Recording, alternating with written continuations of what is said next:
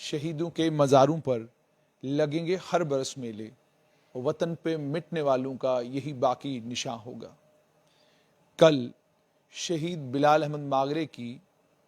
माताजी ने शौर्य चक्र जो उनके बेटे को मरणोपरांत मिला, कल उन्होंने वो शौर्य चक्र लिया। जिस समय राष्ट्रपति उनको शौर्य चक्र दे रहे थे, वो तस्वीरें आप तक पहुंच चुकी होंगी। जिस वक्त साइटेशन पढ़ा जा रहा था, जब ये बताया जा रहा था कि किस बहादुरी के साथ, किस हिम्मत के साथ शहीद बिलाल अहमद मागरे ने आतंकियों का मुकाबला किया और मुकाबला करते हुए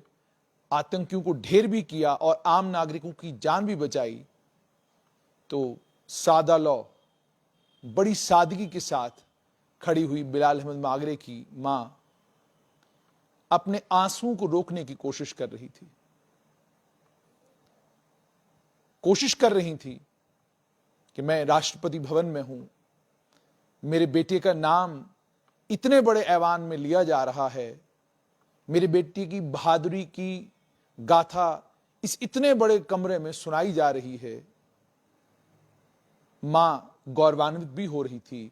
लेकिन वो जो आंसुओं को रोक रही थी और जब अवार्ड लिया उसके बाद जो वो आंसू आए, वो इस बात की निशानी थे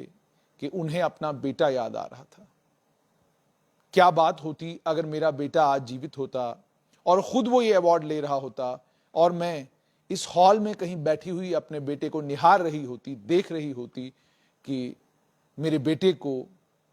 उसकी बहादुरी के लिए, उसकी शुजाअत के लिए, उसकी हिम्मत के लिए इतना बड़ा लोकतंत्र रिकॉग्नाइज कर रहा है। राष्ट्रपति के हाथों से जिस समय वो अवार्ड ले रही थी, आंखों में आंसू भी थे, हिचकियां भी आ रही थी, आंसुओं को रोकने की पूरी कोशिश भी हो रही थी। टूटी हुई शहीद बिलाल अहमद मागरे की मां शौर्य चक्र अपने बेटे का लेते वक्त साफ तौर पर उनके चेहरे के भाव आप पढ़ सकते थे कि वो मां अपने बेटे को तलाश कर रही थी कि मेरा बेटा मुझसे जुदा हो गया और जुदा होने की एकमात्र वजह घाटी का आतंकवाद है। और बिलाल अहमद मागरे कौन? बिलाल अहमद मागरे वो जो इसी घाटी का रहने वाला, इसी घाटी का बच्चा, जिसने ये तय किया कि मैं अपने देश के लिए कुर्बानी दूंगा। और जब उनकी साइटेशन पढ़ी जा रही थी, उसमें यह कहा जा रहा था, उन्होंने वॉलंटियर किया, उन्होंने अपने अफसरों से और उनके साथ जो टीम थी, जो टुकड़ी थी, उसको यह कहा कि मैं अंदर जाऊंगा। यह हिम्मत और यह हौसला बहुत कम लोगों में होता है। फौज के जवानों में यह हिम्मत और यह हौसला कूट कूट कर भरा होता है। और इन फौज के जवानों में से एसपीओ बिलाल अहमद मागरे दौड़ पड़ा और उसने कहा कि आतंक के साथ मैं लोहा लूंगा। ये वही एसपीओ हैं जो आज भी अपनी रेगुलराइजेशन के लिए, जो आज भी अपनी तनख्वाह के लिए, जो आज भी अपनी बाकी तमाम जो मुराद उनको मिलती हैं, उसके लिए आज भी सड़कों पर लड़ाई लड़ रहे हैं। ये वही एसपीओ हैं जो हमें जब मिलते हैं तो गुजारिश ये करते हैं कि हुकूमत के साथ बात करिए, कोई रास्ता निकालिए कि हम लोगों को हुकूमत जो है वो तमाम बेनिफिट्स दे जो बाकियों को बेनिफिट्स सरकार हुकूमत दिया करती है। हुकूमत सुन रही है लेकिन हुकूमत कुछ कर नहीं रही है। ये वही एसपीओ बिलाल अहमद मागरे है जिसे शौर्य चक्र मिला। जम्मू कश्मीर के एसपीओ बिलाल अहमद मागरे को शौर्य चक्र मिला। फिर वो और सिर्फ इतना ही नहीं, उनकी माताजी भावुक थीं। जब उनकी माताजी की आंखों में आंसू थे, वो अपने बेटे को याद कर रही थी। आप जरा वीडियो जब देखेंगे तो पीछे एक हम समझ सकते हैं, लेकिन आपकी सेवा के लिए और आपकी रक्षा के लिए बाकी तमाम बच्चे खड़े हैं। उसके बाद अवार्ड लेने के बाद जब उन्होंने राष्ट्रपति रामनाथ कोविंद से अवार्ड लिया, बिलाल अहमद मागरे की माताजी सारा बेगम, जो मंत्री पीछे बैठे हुए थे, उनकी तरफ उन्होंने देखा तो रक्षा मंत्री राजनाथ सिंह खड़े हुए। वो उनके चेहरे के भाव पढ़ रहे थे, वो खड़े हुए और उन्होंने उनको उनका ढाढ़स बनाने की कोशिश की, उनको ये बताने की कोशिश की कि चिंता करने की जरूरत नहीं है, आप एक बहुत बड़े लोकतंत्र का हिस्सा हैं और इस बड़े लोकतंत्र को इस बात पर फख्र है कि बिलाल अहमद मागरे आपका सुपुत्र था और उस बिलाल अहमद मागरे ने देश के लिए जान दी है। साइटेशन में लिखा गया था कि बिलाल अहमद मागरे ने वॉलंटियर किया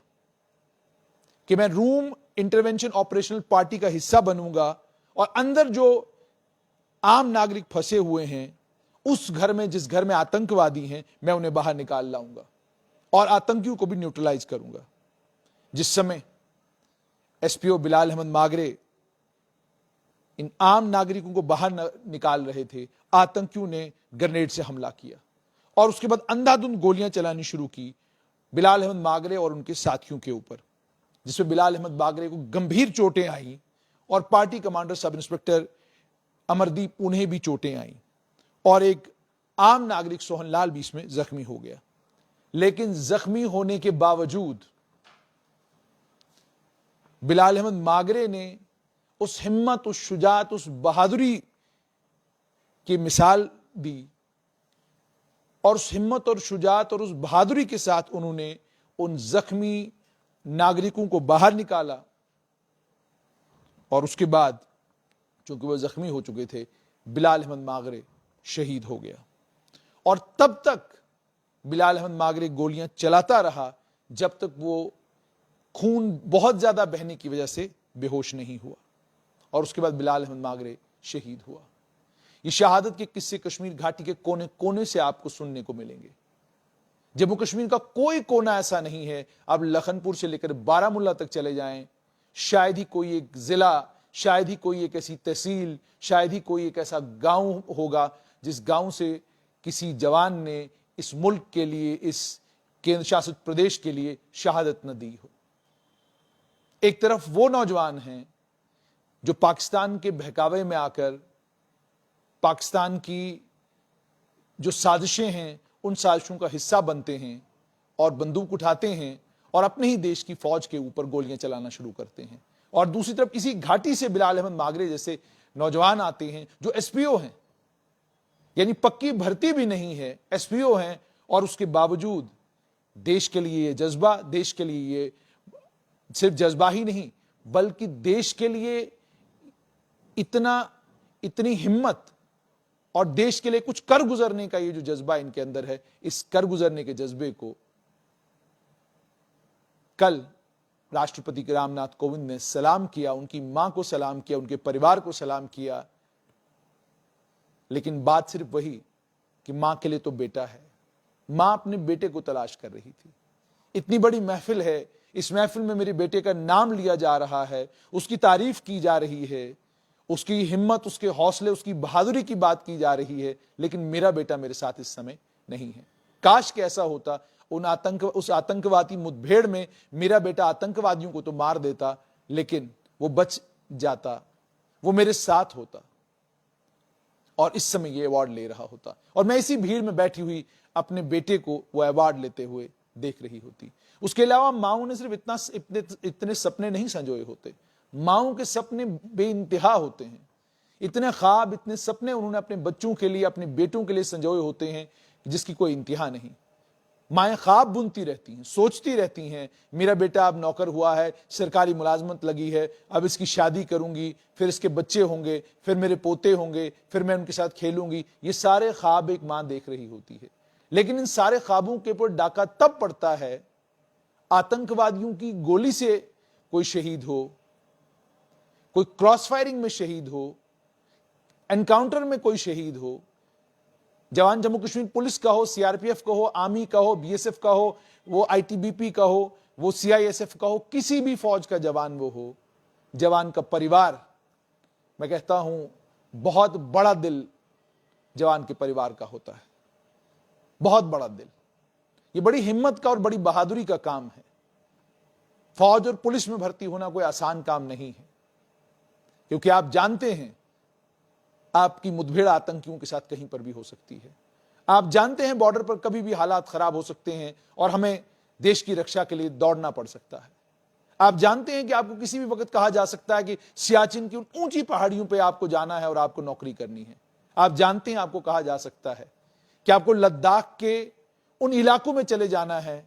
जहां पर सर्दियों में लद्दाख के लोग भी जाना पसंद नहीं करते, आपको वहां जाकर नौकरी करनी है। ये सब चीजें जहन में रखकर एक नौजवान फौज में, पुलिस में, आर्मी में, पैरामिलिट्री फोर्सेस में, आईटीबीपी में, सीआईएसएफ में भर्ती होता है। और सलाम है उन माओं को, सलाम है उन बहनों को, सलाम है उन महिलाओं को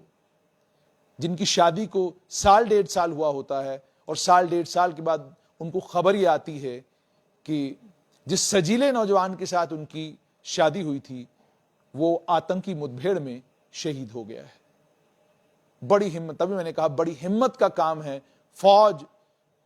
पुलिस, पैरामिलिट्री फोर्सेस में नौकरी करना।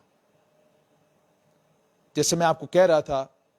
कि बिलाल अहमद मागरे की मां के आंसू कल यही सब कुछ बयान कर रहे थे कि इस लाल को मैंने सजाया, इस लाल को मैंने पाला पोसा बड़ा किया, बड़ा इसीलिए किया था कि अगर कल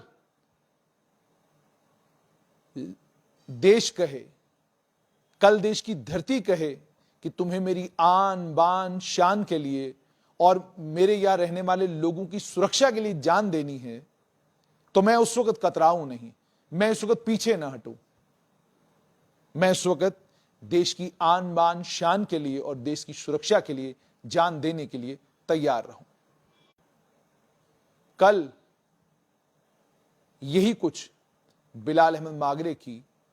मां के वो आंसू कह रहे थे। उम्मीद और तवक्का ये कि एसपीओ बिलाल अहमद मागरे को लेकर जब मैंने बात की तो मैंने कहा ऑलरेडी कि एसपीओ की कितनी परेशानियां हैं, कितनी दिक्कतें हैं। हुकूमत को एसपीओ को लेकर भी सोचना और विचारना चाहिए। ये देश के लिए कुर्बानी देने वाले नौजवान हैं, ये देश के लिए खड़े रहने वाले नौजवान हैं, ये वो नौजवान हैं जो आम नागरिकों की सुरक्षा के लिए हर वक्त खड़े रहते हैं और जब मौका आता है तो मुल्क के लिए कुर्बानी देने से भी दरेग नहीं करते।